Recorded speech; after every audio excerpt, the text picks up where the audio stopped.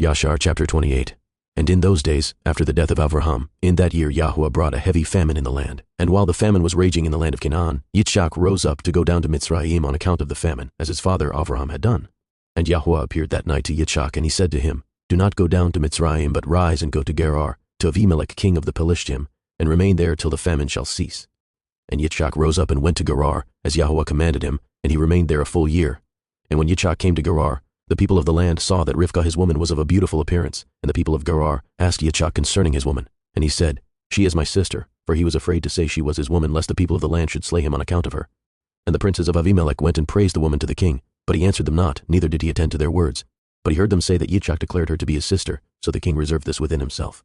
And when Yitzchak had remained 3 months in the land, Avimelech looked out at the window, and he saw, and behold, Yitzchak was sporting with Rivkah his woman, for Yitzchak dwelt in the outer house belonging to the king, so that the house of Yitzchak was opposite the house of the king. And the king said unto Yitzchak, What is this you have done to us in saying of your woman, She is my sister? How easily might one of the great men of the people have lain with her, and you would then have brought guilt upon us. And Yitzchak said unto Avimelech, Because I was afraid lest I die on account of my woman, therefore I said, She is my sister. At that time Avimelech gave orders to all his princes and great men, and they took Yitzchak and Rivkah his woman, and brought them before the king. And the king commanded that they should dress them in princely garments, and make them ride through the streets of the city, and proclaim before them throughout the land, saying, This is the man, and this is his woman. Whosoever touches this man or his woman shall surely die.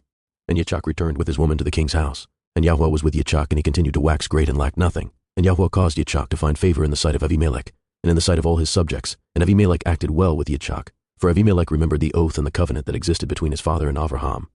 And Avimelech said unto Yitzchak, Behold, the whole earth is before you. Dwell wherever it may seem good in your sight, until you shall return to your land.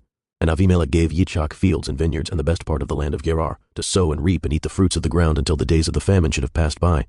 And Yitzchak sowed in that land, and received 100-fold in the same year, and Yahweh blessed him. And the man waxed great, and he had possession of flocks and possession of herds and great store of servants.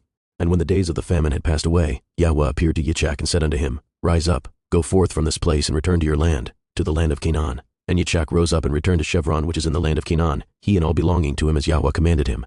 And after this Shelah the son of Arapkast died in that year, which is the 18th year of the lives of Yaakov and Esau. And all the days that Shelah lived were 433 years, and he died. At that time Yitzchak sent his younger son Yaakov to the house of Shem and Eber, and he learned the instructions of Yahweh. And Yaakov remained in the house of Shem and Eber for 32 years, and Esau his brother did not go, for he was not willing to go, and he remained in his father's house in the land of Canaan. And Esau was continually hunting in the fields to bring home what he could get. So did Esau all the days, and Esau was a designing and deceitful man, one who hunted after the hearts of men and inveigled them. And Esau was a valiant man in the field, and in the course of time went as usual to hunt. And he came as far as the field of Seir, the same as Edom. And he remained in the land of Seir, hunting in the field 1 year and 4 months. And Esau there saw in the land of Seir the daughter of a man of Canaan, and her name was Yehudith, the daughter of Beeri, son of Epher, from the families of Cheth, the son of Canaan. And Esau took her for a woman, and he came unto her. 40 years old was Esau when he took her, and he brought her to Chevron, the land of his father's dwelling place, and he dwelt there. And it came to pass in those days, in the 110th year of the life of Yitzchak, that is in the 50th year of the life of Yaakov, in that year died Shem the son of Noach. Shem was 600 years old at his death. And when Shem died, Yaakov returned to his father to Chevron, which is in the land of Canaan. And in the 56th year of the life of Yaakov, people came from Haran, and Rivkah was told concerning her brother Lavan, the son of Bethuel. For the woman of Lavan was barren in those days, and bore no children, and also all his handmaids bore none to him. And Yahweh afterward remembered Adinah, the woman of Lavan, and she conceived and bore twin daughters. And Lavan called the names of his daughters, the name of the elder Leah, and the name of the younger Rachel. And those people came and told these things to Rivkah, and Rivkah rejoiced greatly that Yahweh had visited her brother, and that he had got children.